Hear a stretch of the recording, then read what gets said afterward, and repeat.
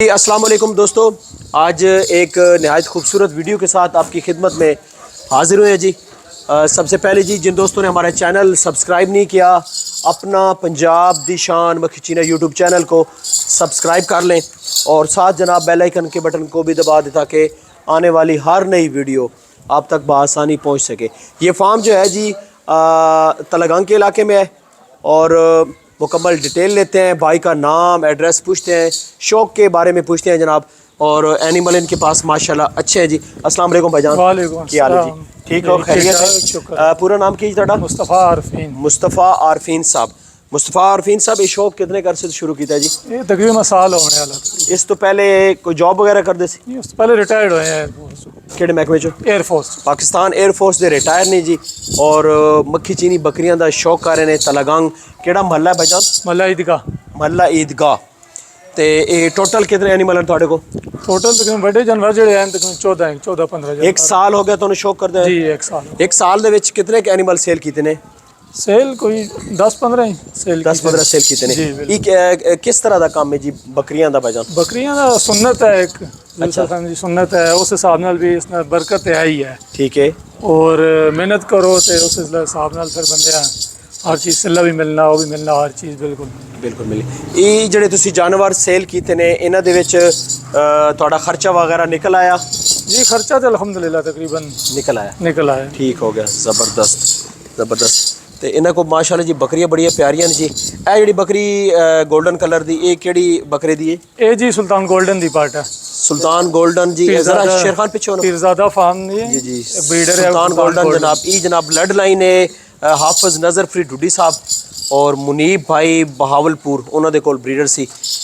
उसकी पट्ठ है माशाल्लाह जी, अच्छी पट्ठ है। जी पट्ठ है केड़े बकरे? ए बुराक दी। अच्छा माशाल्लाह जी, ज़बरदस्त।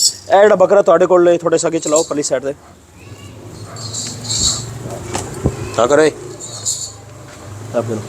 इस बकरे विखाओ ना जी। ये दंदो कितना जी? ये दोंदा। दो दंद। अच्छा माशाल्लाह हाँ माशाल्लाह। अच्छा बकरियां तुसी ऑन कोई सेल करनियां ने जी? इसे चमन बकरियां कुछ अपनी ब्रीड वाली पांच एक बकरियां। अच्छा, उस अलावा जी वो मजीद तकरीबन सेल करनी है। ठीक हो गया। 4-5 बकरियां दोस्तों इन्होंने रखनियां ने, बाकी बकरियां इन्हें सेल करनियां जी। ते बच्चे भी सेल कर दोगे जी? बच्चे भी सेल कर देंगे। असी जनाब बच्चों की भी वीडियो इस तरह ऐड करांगे जी। लोकेशन सारा ईदगाह नहीं बैक साइड ते। महल्ला केड़ा? महल्ला ईदगाह। महल्ला ईदगाह। ते जनाब है तुहानू बच्चे मिल जाएंगे। बच्चे की कितनी उम्र है जी? बच्चे तकरीबन सैकड़ों बड़े बच्चे जो है ना वो 2.5-3 महीने के। 2.5-3 महीने दे। उस तो बाद छोटे, उस बाद छोटी है। ए बकरी दिखाओ जी माशाल्लाह। ए बकरी अच्छी चल पुत्रे जी। ये जनाब कोई 3-4 बकरियां छोड़ के बाकी बकरियां सेल करना चाहते हैं जी।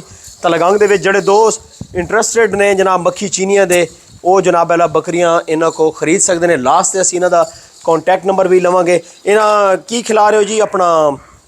ये मूंगफली का मिस्सा टांगरी जनाब। मिस्सा? हाँ जी, टांगरी हो गई माशाल्लाह। इस अलावा वंडे की दे रहे हो? मंडा अपना मिक्स बनाया हुआ। अच्छा, हाँ जी।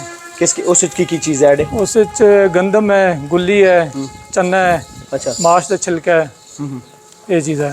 ज़बरदस्त हो गई, ज़बरदस्त हो गया।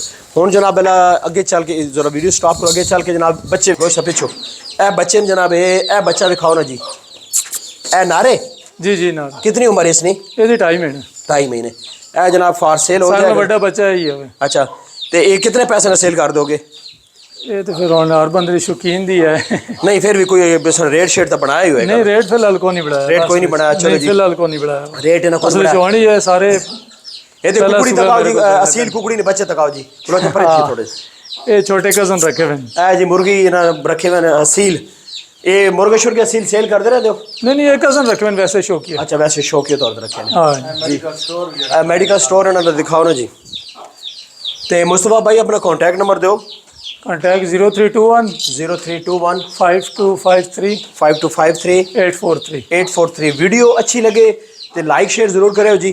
कमेंट करके दस्यो वीडियो क्यों जी लगी, नाल वीडियो के मुतालिक दस्या करो जनाब गलतियां कोताहियां। तो नैक्सट इंशाल्लाह मिलते हैं खूबसूरत जी वीडियो ना। अल्लाह सोने के हवाले बंद करो जी।